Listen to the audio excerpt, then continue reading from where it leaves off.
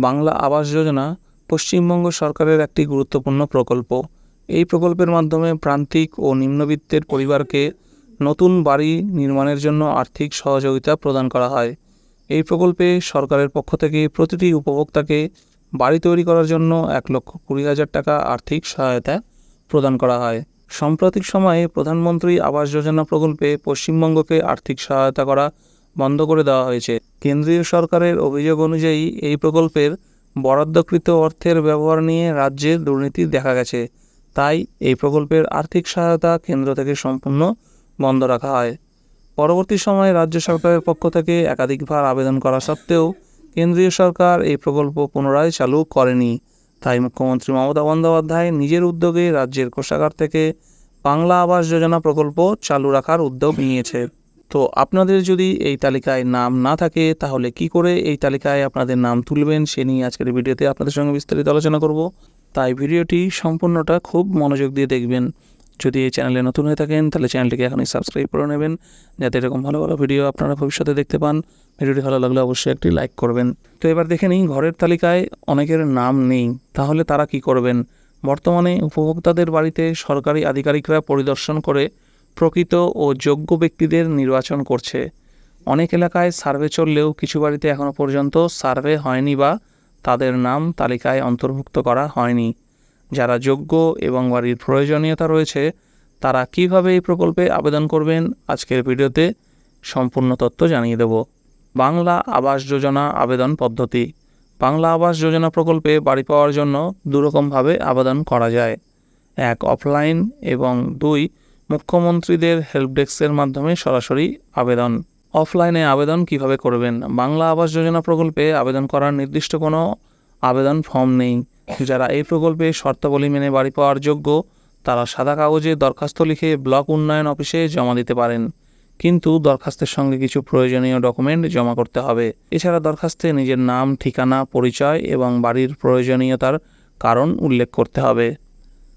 দরখাস্তের সঙ্গে কী কী ডকুমেন্ট জমা দিতে হবে।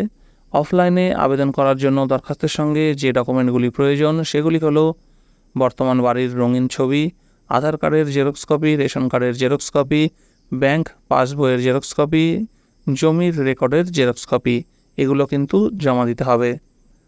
দ্বিতীয় পদ্ধতি, মুখ্যমন্ত্রীর হেল্প ডেস্কে সরাসরি আবেদন। আপনি অফলাইনে আবেদন করতে না চাইলে সপ্তাহের সোমবার থেকে শনিবার সকাল 9টা থেকে 6টা পর্যন্ত সরাসরি মুখ্যমন্ত্রী হেল্প ডেস্কে ফোন করে আবেদন করতে পারেন। এই হেল্প ডেস্কের যোগাযোগ নম্বর 9137091370। এই নম্বরে ফোন করে আবেদনের সমস্ত তথ্য প্রদান করতে হবে এবং আপনি যদি যোগ্য হন তাহলে আপনাকে এই প্রকল্পের আওতায় নিয়ে এসে সুবিধা প্রদান করা হবে। এইবার আপনি যদি আবেদন করে থাকেন তাহলে আপনার আবেদনের স্ট্যাটাস কিভাবে চেক করবেন। পশ্চিমবঙ্গ আবাস যোজনা প্রকল্পের স্ট্যাটাস চেক করার জন্য নিম্নলিখিত ধাপগুলি অনুসরণ করতে হবে। সর্বপ্রথম আবাস যোজনার অফিসিয়াল ওয়েবসাইটে যেতে হবে, তারপরে নো ইয়োর গ্রিভেন্স স্ট্যাটাস অপশানে ক্লিক করে তারপর নিজের মোবাইল নাম্বার দিয়ে নিজের স্ট্যাটাসটা কিন্তু চেক করে নিতে পারবেন। বাংলা আবাস যোজনার শর্তাবলী। বাংলা আবাস যোজনা প্রকল্পে অন্তর্ভুক্ত হতে গেলে কিছু শর্ত পূরণ করতে হবে। সেই শর্তগুলি হলো, পরিবারের যদি কোনো অকৃষি প্রতিষ্ঠান থাকে তাহলে সেই পরিবার এই প্রকল্পে অন্তর্ভুক্ত হতে পারবেন না। পরিবারের কোনো সদস্যের মাসিক আয় 15,000 টাকার বেশি হওয়া যাবে না। পরিবার আয়কর প্রদান করলে আবাস যোজনার কর পাবেন না। পূর্বে কোনো আবাস প্রকল্পে অংশগ্রহণ করে থাকলে এই প্রকল্পের সাহায্য পাবেন না। পরিবারের কোনো পাকা বাড়ি থাকা যাবে না। পরিবারের কোনো সদস্য সরকারি কর্মকর্তা হওয়া যাবে না। সেচযুক্ত 2.5 একরের বেশি জমি থাকা যাবে না। সেচবিহীন 5 একর বা তার বেশি জমি থাকা যাবে না। পরিবারের কোনো মোটরচালিত গাড়ি যা কৃষিকাজে ব্যবহৃত হয় এমন গাড়ি থাকলে এই প্রকল্পের সহায়তা পাবেন না। পরিবারের 3 চাকা বা 4 চাকার গাড়ি থাকা যাবে না।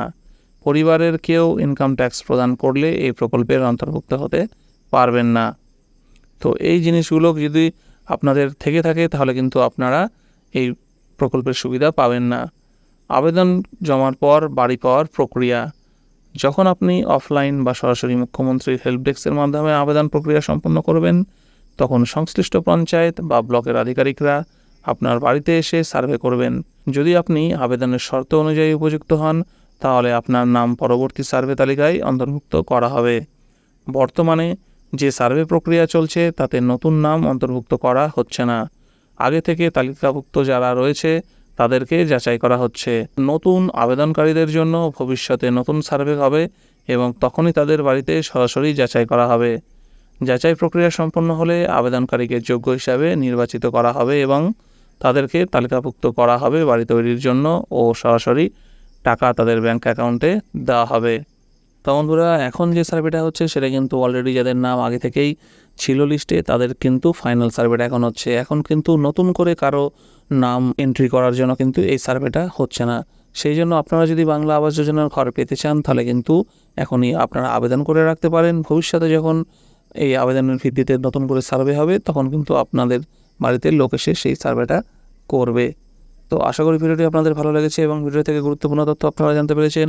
ভিডিওটি ভালো লাগলে অবশ্যই ভিডিওটিকে একটি লাইক করবেন এবং চ্যানেলে নতুন হয়ে থাকলে আর এরকম ভালো ভালো ভিডিও দেখতে চাইলে চ্যানেলটিকে সাবস্ক্রাইব করুন।